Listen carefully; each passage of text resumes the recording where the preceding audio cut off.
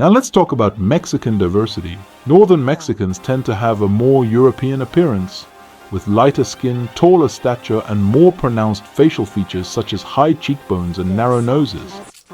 This is due to the historical presence of Spanish conquistadors and settlers in the northern regions of Mexico who intermarried with the indigenous populations. On the other hand, southern Mexicans typically exhibit more indigenous or African features, with darker skin, shorter stature, and broader facial features. This can be attributed to the original Mixtezoc and Olmec civilizations that thrived in the southern parts of Mexico, as well as the arrival of African slaves during the colonial period. Of course, it's important to note that these physical characteristics are not definitive, and there is a wide range of appearances among Mexicans from all regions. However, these generalizations are based on observable patterns and genetic studies. But let's not forget about the cultural differences too.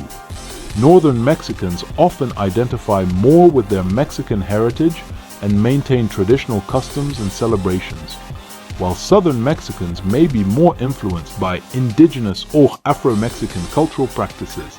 The Mexican caste system. It's a hierarchical structure based on racial and ethnic mixing, or lack thereof. At the top of the pyramid, you've got the Castizos and Euro-Mestizos. These are the light-skinned, European-looking elites who trace their ancestry back to the Spanish conquistadors and wealthy Criollo families.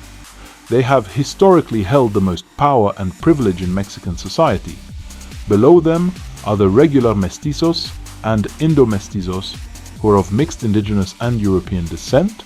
They're not as light-skinned or privileged as the Castizos, but they're still considered a step above the indigenous and African populations.